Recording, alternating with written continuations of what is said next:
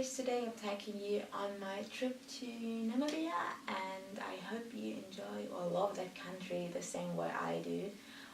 It's beautiful nature, it's amazing people, lots of sunshine, and for me it's not just the one thing, it's the whole combination of all of that that makes it definitely one of my favorite countries in the world. Maybe that favorite country in the world that you can have where you feel home. Yeah, so I went there to actually volunteer. I did this a few times before, but this time to a different farm. The farm is called Naankuse. Some German guys of you might know this from a TV show. They have a main farm close by Windhoek, and they have 3 other farms in the whole country where they do research work and all of that stuff to help develop the country with animal and with the farmers. They try to explain to the farmers why they should not shoot these animals on their properties. So yeah, they do lots of different works. They have a school for the kids, for the workers on the farm. They have a clinic. So they do so many different things. If you guys want to volunteer, check that homepage. But I went there for the wildlife and for the research work. So the first 2 days we stayed on the main farm close by Windhoek, and from there we drove 8 hours, I think it was. It was a long trip into the middle of nowhere, guys. Really middle of nowhere.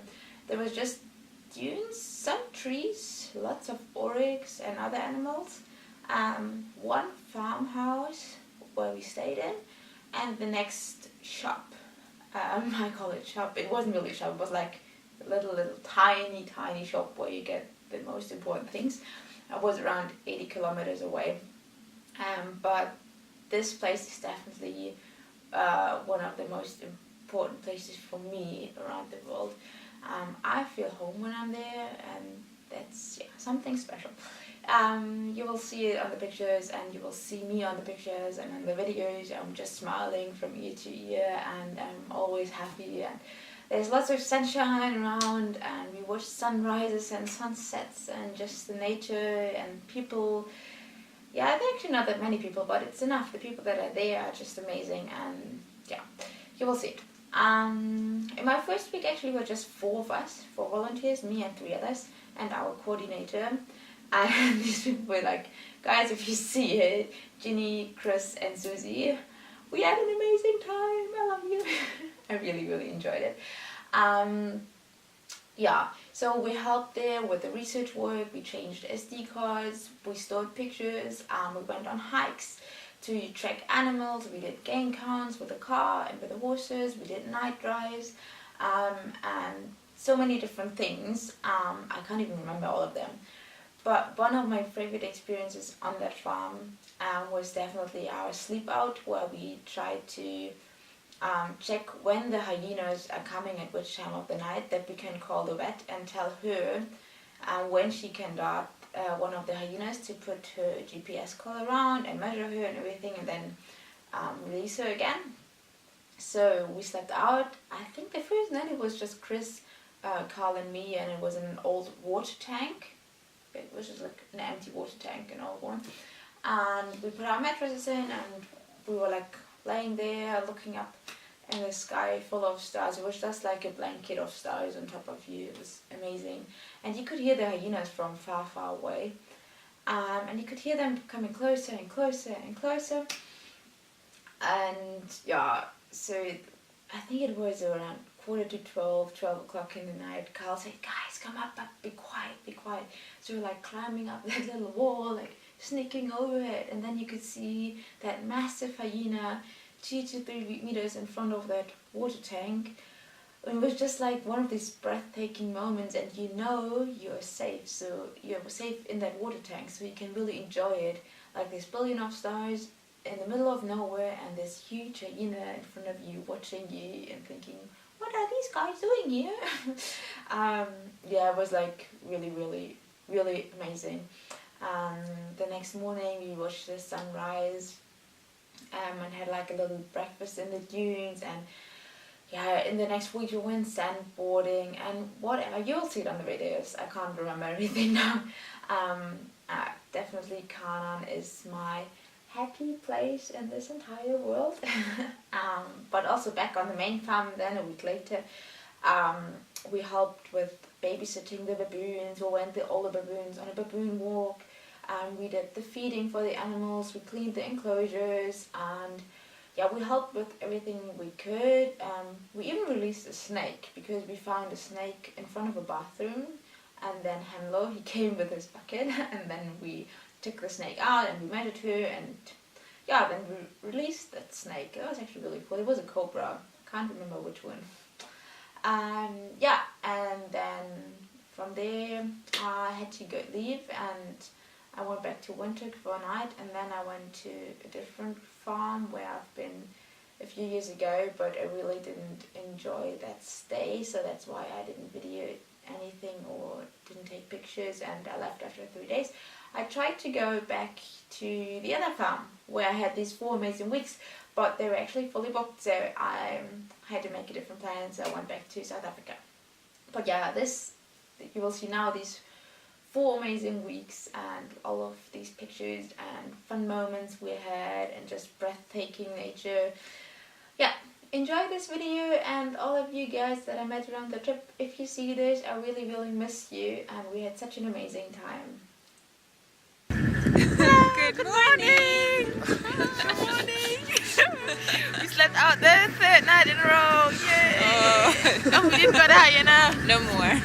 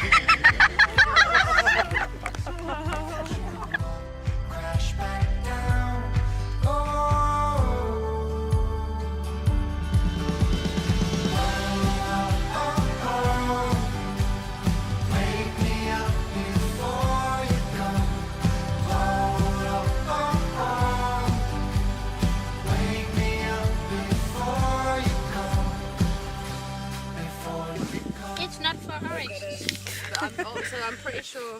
Take a photo of you for Joe. You're eating this too. It's gonna start here.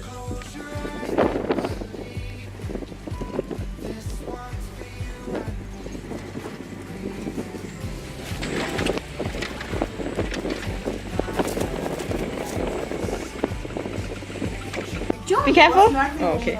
Jump. Yeah, she's pretty. Jump. Jump.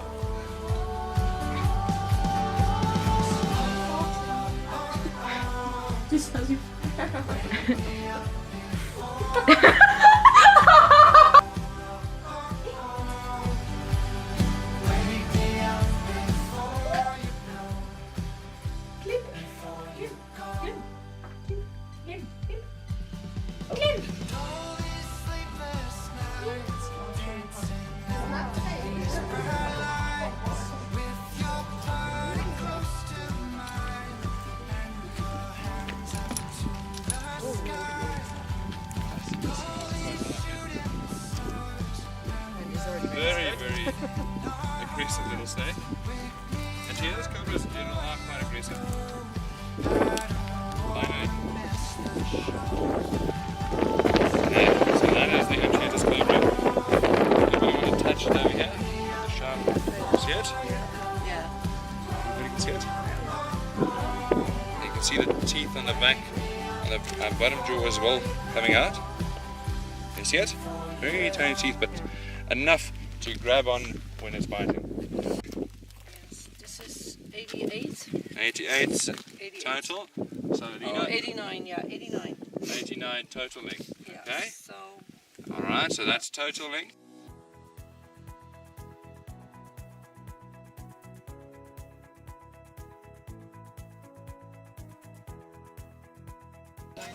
Also, these The we have big- at Cedar's time with. So they had the opportunity to hunt as well. Unfortunately, they didn't kill the eland, so it's now recovering on the farm. It's like sand. You can see she's got almost like an N on the dots. That's Shiloh. Wonder if you can have a look at her back left spot. You'll see it's just rather spread out. There's no punch at all, whereas it's very much a nice. And there's also different ways you can tell, but when they were cubs, that was the only thing that I could see different. A lot of people said this is an M. Yeah, that's the end to that Shiloh. Okay. Oh, Shiloh!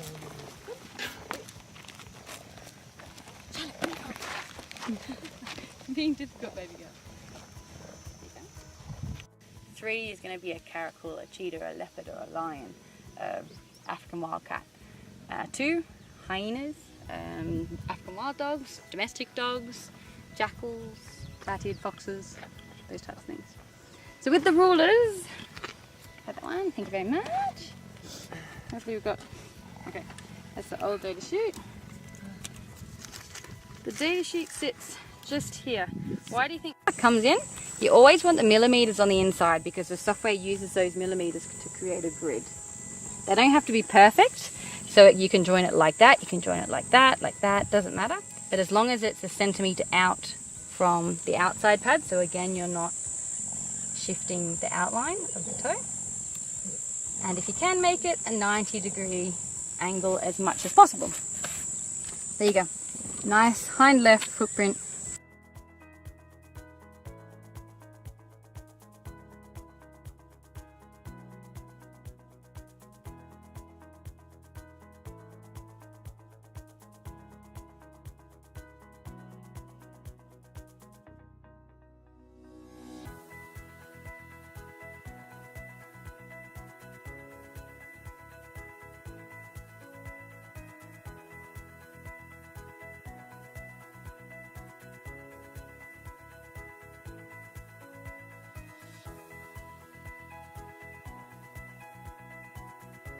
Every person needs a happy place. I found mine.